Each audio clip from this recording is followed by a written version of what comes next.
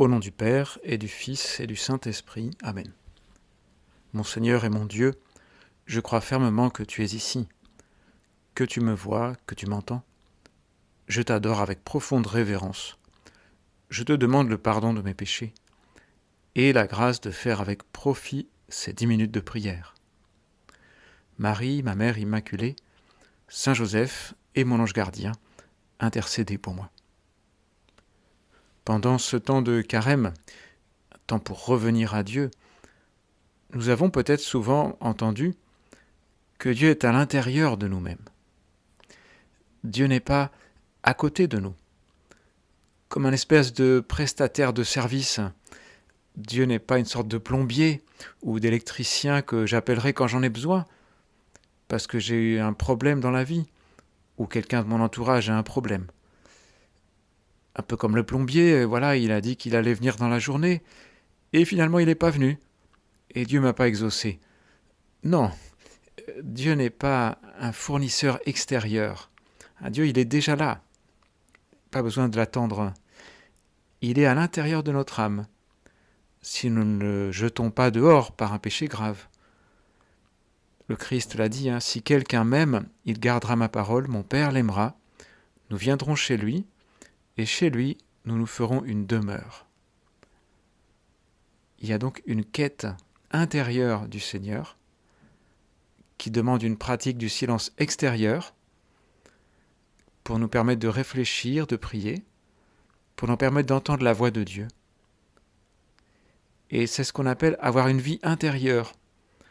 C'est une vie de dialogue avec le Seigneur, pas seulement d'ailleurs dans les temps de prière, mais aussi à tout moment de la journée, on peut avoir une vie intérieure. C'est ce que l'Évangile affirme avec assurance de la Vierge Marie. Marie, cependant, dit Luc, retenait tous ces événements et les méditait dans son cœur. Elle avait une vie intérieure, une vie avec Dieu.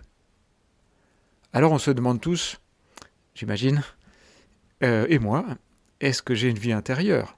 Mais j'espère. Et dans un livre de Saint José Maria qui s'appelle Dialogue avec le Seigneur, un livre assez récemment publié, même si le saint est mort il y a longtemps, c'était des homélies encore inédites. Alors, l'une d'entre elles porte le titre Signe de vie intérieure. Et on se demande évidemment, quel est le signe ? Qu'est-ce qui montre que j'ai une vie intérieure ?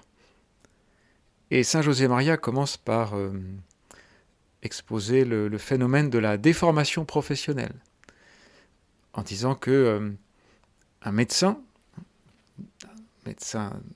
dans l'âme, qui rencontre quelqu'un dans la rue, pensera peut-être instinctivement « il est malade du foie ». Ou si c'est un tailleur qui observe cette personne, il dira « il est mal habillé ».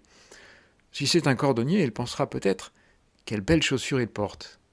L'autre jour, je parlais avec un médecin à la retraite qui me disait ça. Il me dit « mais moi, encore maintenant, les gens que je rencontre, je les vois un peu avec un œil clinique ». Parce qu'on a tellement exercé quelque chose que c'est devenu comme une déformation, au beau sens du terme, intérieur.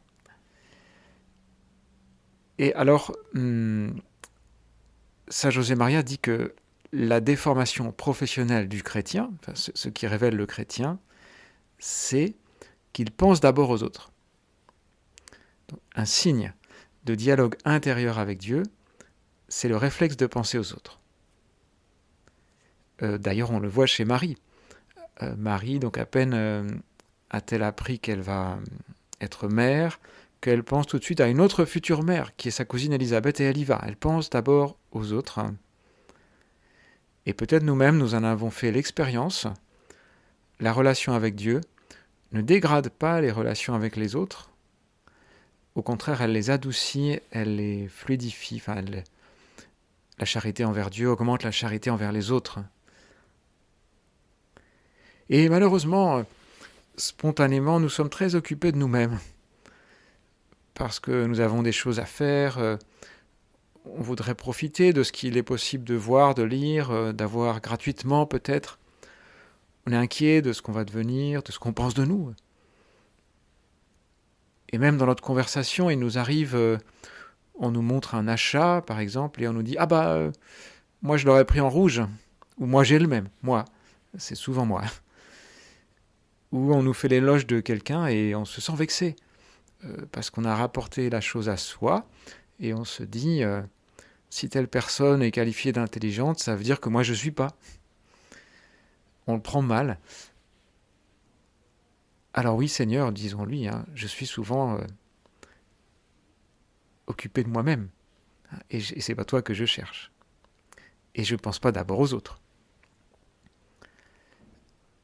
Alors on aimerait.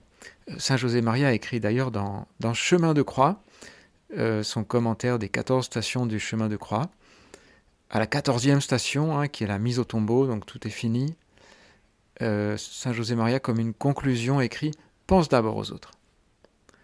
Ainsi tu passeras par la terre, en commettant certes des erreurs, elles sont inévitables, mais en laissant derrière toi un sillage de bien. Bon, pensez d'abord aux autres, comme le Christ l'a fait pour nous. Le Christ n'était pas venu pour être servi, mais pour servir et donner sa vie. Seigneur, aide-moi à acquérir le réflexe de me demander qu'est-ce qui ferait plaisir, qu'est-ce qui sera utile aux autres. Est-ce qu'il n'y a pas une bonne nouvelle que je pourrais annoncer?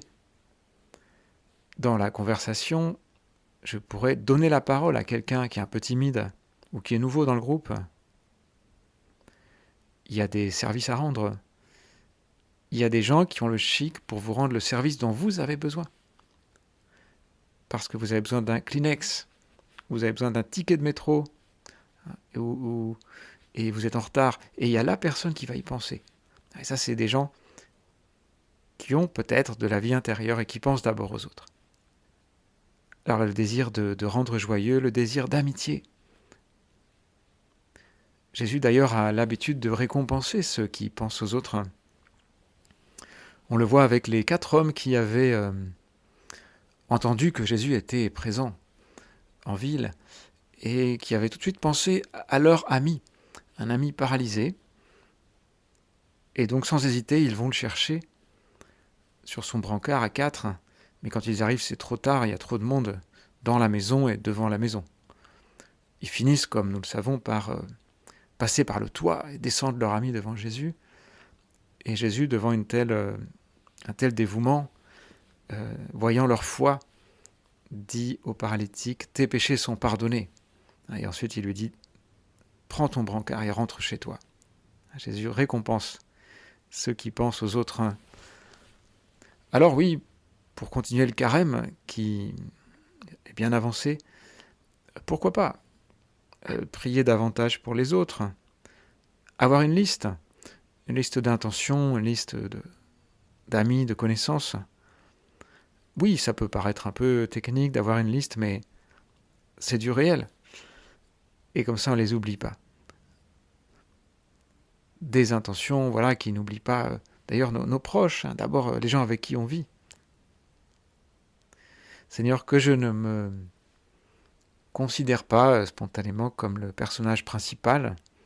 Je suis plutôt un serviteur là où je suis, d'une manière ou d'une autre. Ce n'est pas moi qu'on regarde, hein, c'est toi, Seigneur. Enfin, disons-lui, Seigneur, c'est toi le personnage principal de ma vie. Je ne suis moi qu'un serviteur. Je n'ai pas besoin de donner une image qui soit différente de moi-même. Je suis d'abord au service du Seigneur et des autres.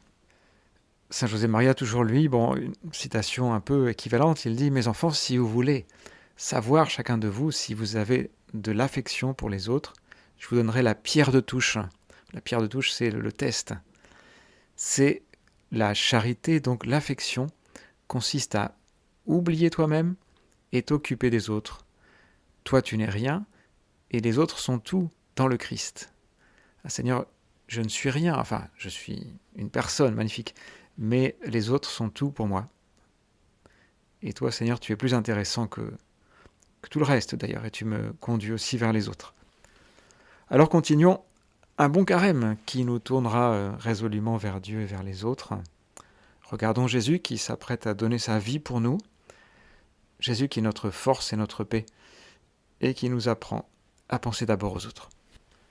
Je te remercie, mon Dieu, des bonnes résolutions, des actes d'amour et des inspirations que tu m'as communiquées dans cette méditation. Je te demande de m'aider à les mettre en pratique. Marie, ma mère immaculée, Saint Joseph et mon ange gardien, intercédez pour moi.